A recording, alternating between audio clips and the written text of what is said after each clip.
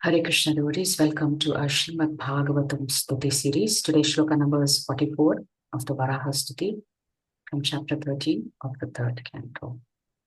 Vidhunvata vedamayam nijam vapuho Vidunvata vedamayam nijam vapuhu janastapas satyanivasino vayam janastapak satyanivasino vayam sathashiko dhuta shivam bhubindubhihi satashiko duta shivambu bindubihi vimrijyamana bhrisamisha pavitaha.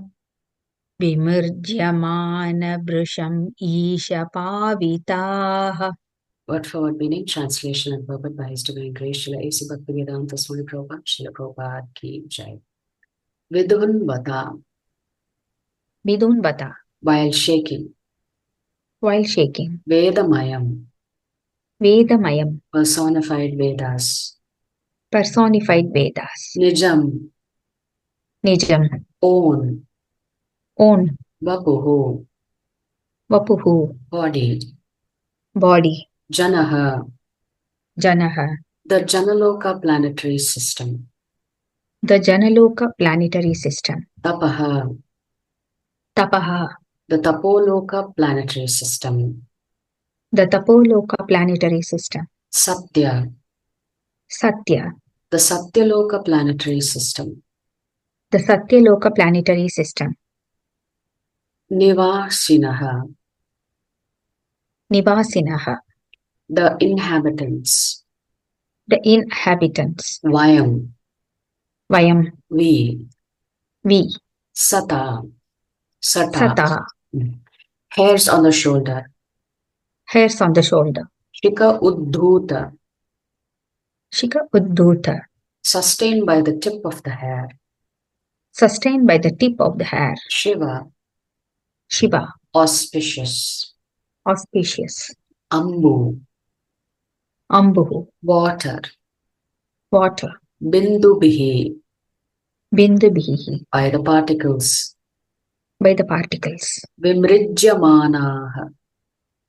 Vimrijyamanaha, we are thus sprinkled by. Bhrisham, highly. Isha, O Supreme Lord. Pavitaha, purified. Translation, O Supreme Lord, undoubtedly we are inhabitants of the most pious planets.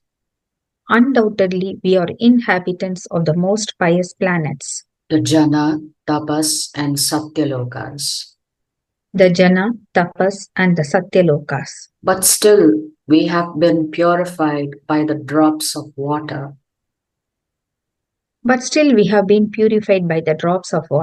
Sprinkled from your shoulder hairs by the shaking of your body.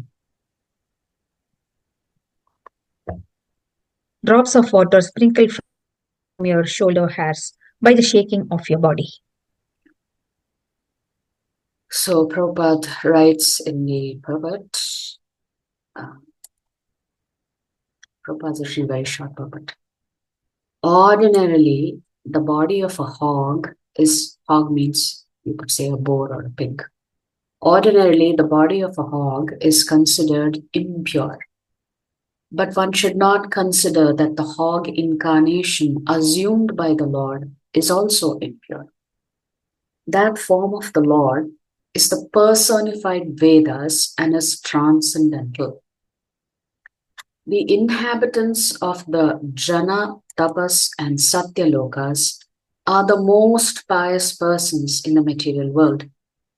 But because those planets are situated in the material world, there are so many material impurities there also. Even though these are the upper planetary systems, and as the sages themselves are saying they are considered to be very, very pious.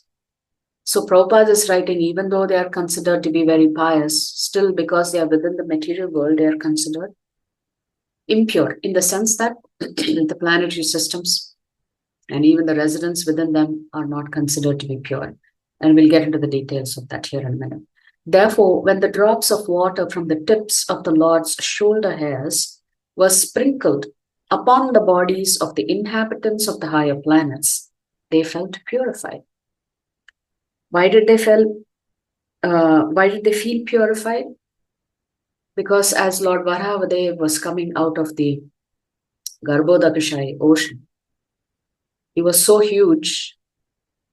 As he placed the earth back into its orbit, the water from his body sprinkled onto the upper planetary systems, and they were recipients of this water, hence they were feeling purified.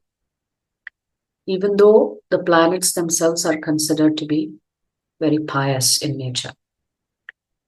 The Ganges water is pure because of its emanating from the toe of the Lord. And there is no difference between the water emanating from the toe and that from the tips of the hair on the shoulder of Lord Bor. They are both absolute and transcendental. So Varahadev has rescued Mother Earth. Brahma and the sages are glorifying the Lord. As it began with Manu wanting to populate the earth, but somehow or the other the earth had sunk to the Rasatala. Rasatala is at the bottom of the Garbhodakashai ocean. So that's where the earth had been submerged. And the Lord picks up the earth and puts it back in its orbit. And as we said, there is a combination of two pastimes here in one chapter of both the Varahas. The Shweta Varaha and the Rakta Varaha. Rakta Varaha is also known as Neela Varaha. So there are two different names given to the second Varaha. So the entire Srimad Bhagavatam glorifies the Supreme Personality of Godhead, including all of the avatars of the Lord. And significantly, since the 10th canto is the largest canto of all the 12 cantos, the Purna avatar, as he is known as Lord Krishna. Now, the Bhagavatam also describes the glories of the devotees who themselves are also glorifying the Lord. So it is said here that Lord Varahadev, as he was coming out of the Garbhodakashai ocean to replace the earth back into its orbit, he was visible to the 3 upper planetary systems. Now, you have to understand the 14 planetary systems. There are 6 planetary systems above the earth and 7 planetary systems below the earth. So including the earth, there are a total of 14 planetary systems. So when Lord Brahma takes rest during his night time, there is a partial pralaya that happens. In that partial pralaya, there are 4 planetary systems that remain above water, in the sense that they are not diluted with water. And the rest of the 10 planetary systems go underwater, beginning with Swargaloka and then on downwards. So the 4 planetary systems that remain is, of course, Satyaloka, where Lord Brahma resides. It's also known as Brahmaloka. Then you have Tapoloka. Then you have Janaloka. And you have Maharloka. When devastation happens, there is actually a very nice chapter in the 3rd canto. It's a little bit of a technical chapter. It's chapter 11, in case you want to read it today. There's one more chapter I will reference later on in another canto. The chapter 11 is called Calculation of Time from the Atom. The way time is calculated.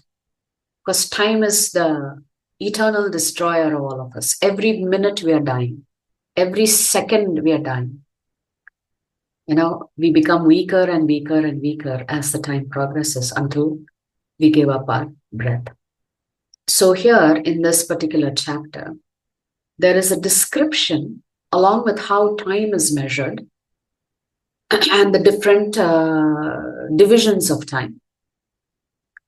there is a description very briefly of what happens when Brahma goes to sleep at night. So I'm just going to read a couple of the shlokas here. In the creation, during Brahma's day, the three planetary systems, Swarga, Martya, and Patala, revolve, and the inhabitants, including the lower animals, human beings, demigods, and the Pitas, appear and disappear in terms of their fruitive activities. In each and every change of Manu, the Supreme Personality of Godhead appears by manifesting his internal potency in different incarnations as Manu and others. So Manu himself is considered to be one of the potent incarnations of the Lord. Thus, he maintains the universe by discovered power. At the end of the day, under the insignificant portion of the mode of darkness, the powerful manifestation of the universe merges in the darkness of night.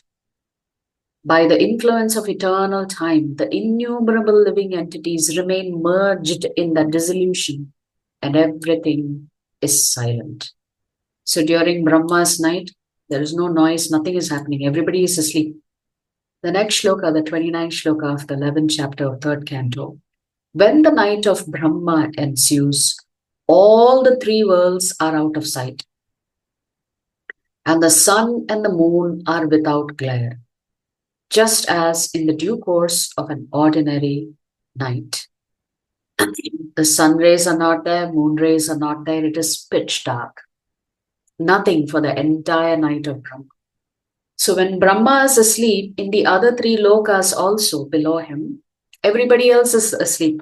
These lokas are inhabited by the sages and the rishis.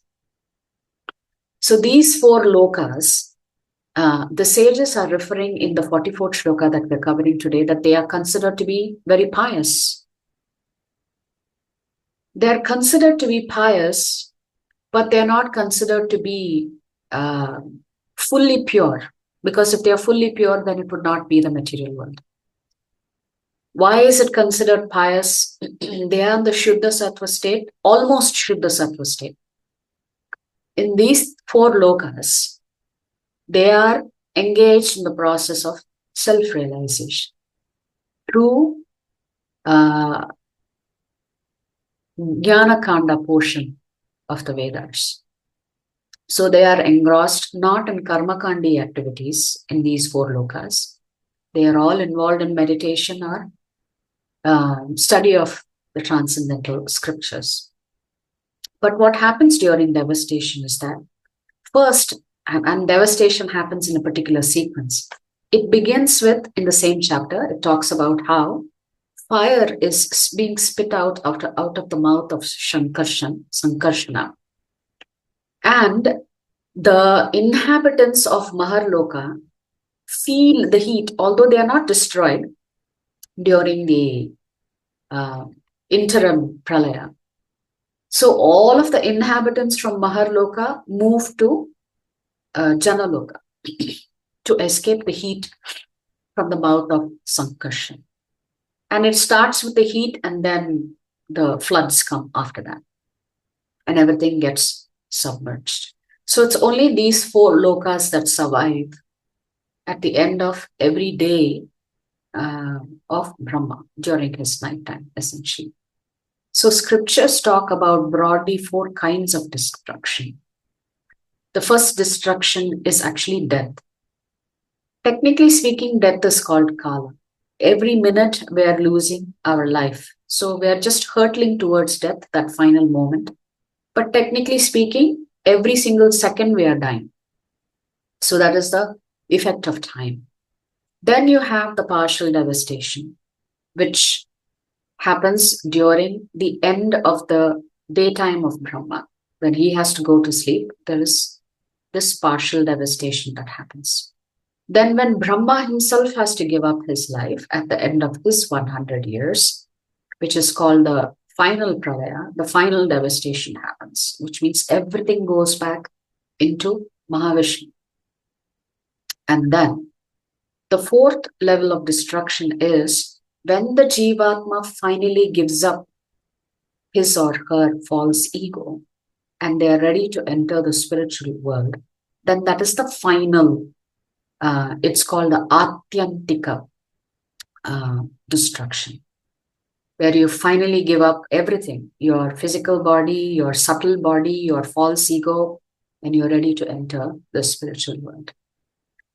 Now, I also want to come to another chapter, because here there is a description of the waters purifying even the upper planetary systems. So I'll just come to canto number 5, and you can go to chapter 17. There is a description of how river Ganges descends across the entire material universe. So I'll just read a few paragraphs here. Prabhupada summarizes this 17th chapter of the 5th canto, titled The Descent of River Ganges. So Prabhupada writes, the 17th chapter describes the origin of the Ganges River and how it flows in and around Ilavrita Varsha. There is also a description of the prayers Lord Shiva offers to Lord Sankarshana, part of the quadruple expansion of the Supreme Personality of Godhead. Lord Vishnu once approached Bali Maharaj while the king was performing a sacrifice. The Lord appeared before him as Trivikrama or Vamana and begged alms from the king in the form of 3 steps of land. With 2 steps, Lord Vamana covered all 3 planetary systems and pierced the covering of the universe with the toes of his left foot. So the outermost covering of the universe was pierced by the left foot of Sri Vamanadev. And when that happened, a few drops of water from the causal ocean leaked through this hole and fell on the head of Lord Shiva, where they remained for 1,000 millenniums. These drops of waters are the sacred Ganges River. And Prabhupada explains the flow of the Ganges River. It first flows onto the heavenly planets, which are located at the soles of Lord Vishnu's feet. The Ganges River is known by many names, such as the Bhagirathi and the Jhanavi. It purifies Dhruvaloka, that means it's going through Dhruvaloka also, and the planets of the 7 sages, because both Dhruva and the sages have no other desire than to serve the Lord's lotus feet. It inundates the heavenly planets, especially the moon, and then flows through Brahmapuri atop Mount Meru. Here, the river divides into 4 branches, known as Sita, Alakananda, Chakshu, and Bhadra, which then flow down to the ocean of salt water. So the trajectory of the Ganges flowing through the universe is given in this 17th chapter of the 5th canto. You can read through that. So Prabhupada is explaining in the purport that the river Ganges is non-different than the water that has been shaken off the body of Varahadev. It's one and the same. Anything that touches the body of the Lord is transcendental. So the Ganges River is so ingrained in our Vedic culture that we often go to take a dip in the Ganges so that we can let go of all of our past sins, including sins that we've committed in this life. What to speak of those who are living, even those who die. We try our best to submerge their ashes into the Ganges, because even they are supposed to get liberation. I'm sure many of you have heard of this Manikarnika Ghat in Varanasi. Many people, it is believed, when they get old, they move to Kashi. Why Kashi? Because that's the abode of Lord Shiva. And it is said that Lord Shiva gives liberation there in Kashi. Now we know liberation is only given by Mukunda. So why is it considered that Lord Shiva gives liberation in Kashi? And there is a wonderful reason for that. That is why when people get old, they tend to move to Kashi. Of course, today it may not be happening, but in olden days, many people used to move to Kashi because that's where they wanted to take their last breath. So it is said that anybody who passes away in Kashi, at the time of death, Lord Shiva acts as their spiritual master and initiates them into the holy names of the Lord.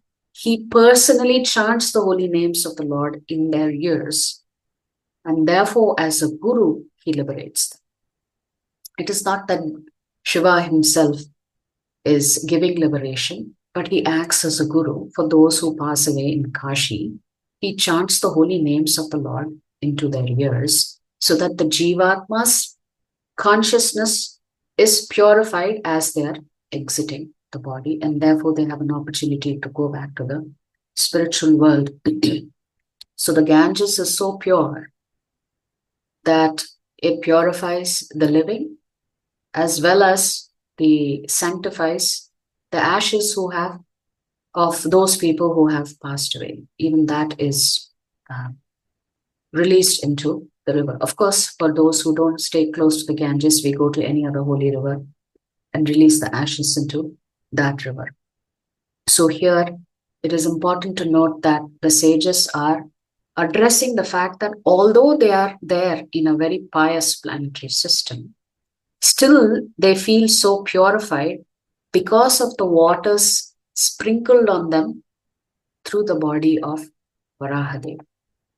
So even they are feeling very, very fortunate that even though they are purified, they don't have any mundane material desires. Still, their desire to focus on self-realization and maybe to merge into the body of the Lord, that is also considered a material desire. And therefore, Prabhupada is saying, still these upper planetary systems have some material impurities.